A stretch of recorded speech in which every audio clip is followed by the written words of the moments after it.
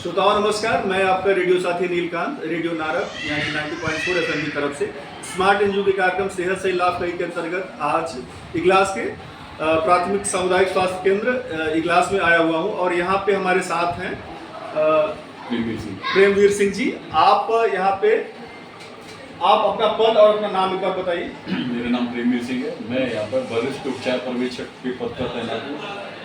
आप वरिष्ठ उपचार पर्यवेक्षक पद पे तैनात हैं और विशेष रूप से जो टीबी के मरीज इस इगलास के सीएससी सेंटर पे जो आते हैं और सबसे पहले इनके पास आते हैं, ये फिर उस प्रक्रिया के द्वारा उनकी इलाज करवाते हैं और उनसे बात करते हैं।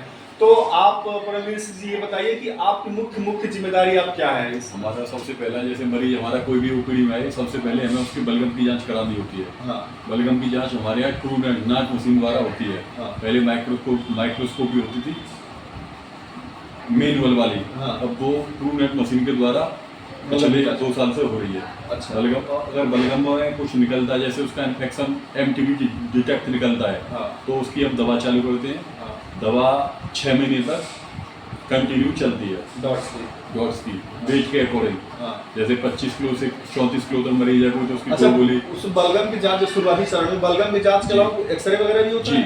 अगर बलगम में जैसे हमें लग रहा है कि पेशेंट संदिग्ध हो, बलगम में नहीं आ पा रहा, तो तुरंत हम उसका एक्सरे कराते हैं। अच्छा, तो जैसे कोई पेशेंट मिला कि यहाँ जांच प्रूफ हुआ कि ये टीबी का ये मरीज है जी, तो अगर वो दवा शुरू कर दिया, अगर बीच में मान लीजिए कि महीने में या 15 दिन में उसने अपनी दवा को रोक दिया, नहीं खा रहा है, तो उसके लिए कुछ आपके द्वारा प्रयास किया जाता है? हमारे द्वारा उसकी विजिट की जाती है, हम भी जाते हैं, हमारे बीसीपी महोदय भी जाते हैं, विजिट की जाती है, उसे समझाया जाता है कि दवा छोड़नी नहीं है। अगर दवा छोड़ेंगे तो बड़ा एक दिक्कत रहती है, दवा रेजिस्टेंट के चांस रहते हैं। वही बात है, जैसे उस दवा के प्रति प्रतिरोधकता उसमें क्षमता इनबिल्ट हो जाती है, कम हो जाती है। हाँ। और एमडीआर होने के ज़्यादा चांस हो जाते हैं, मल्टी ड्रग रेजिस्टेंट, जिसका कोर्स लगभग 18 महीने करीब चलता है।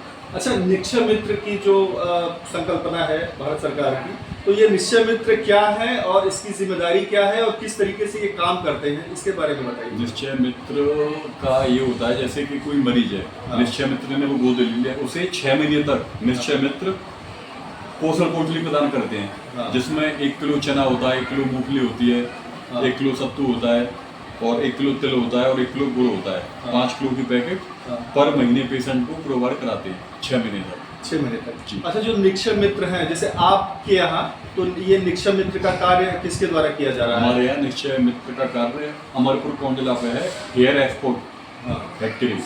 वो हर महीने हमारे यहाँ निश्चय मित्र का काम कर रहे हैं। निक्षय मित्र का काम कर रहे हैं। पहले बसेरा डेयरी है बेसमा पे, पहले वो दे रहे थे, अब ये कर रहे हैं। निक्षय मित्र दे देते हैं।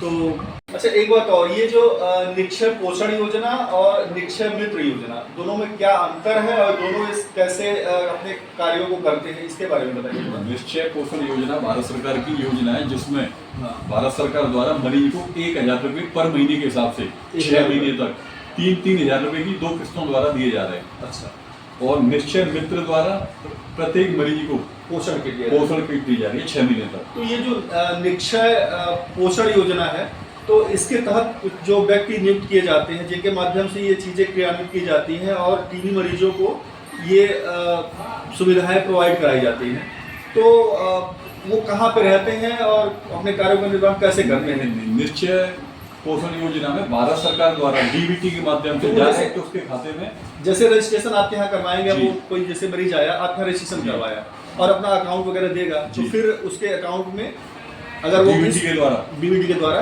डायरेक्ट उसके खाते में पहली किस्त रजिस्ट्रेशन होने के 15 दिन बाद और दूसरी 84 दिन बाद ऑटोमेटिक। तो क्या जब जिस समय जांच टीबी के लोग आके करवाते हैं, तो क्या उसी समय ये प्रक्रिया उनके अकाउंट वगैरह लिया जाता है? जी, इलाज स्टार्ट होने पर तुरंत उसका अकाउंट नंबर, आधार कार्ड, पूरे डॉक्यूमेंट लिए जाते हैं और वो तुरंत पोर्टल पर अपलोड किए जाते हैं और उसके 15 दिन बाद भारत सरकार द्वारा डायरेक्टली उसके खाते में 3000 रुपये 3-3 रुपये की 2 किस्त डाल दी जाती है। धन्यवाद। तो मित्रों, ये थे हमारे साथ प्रेमवीर जी, और इन्होंने बताया कि ये कैसे अपने कर्तव्यों का निर्वहन करते हैं और जो टीबी के मरीज आते हैं उनकी जांच करके और उनकी दवा की प्रक्रिया कैसे ये प्रेरित करते हैं।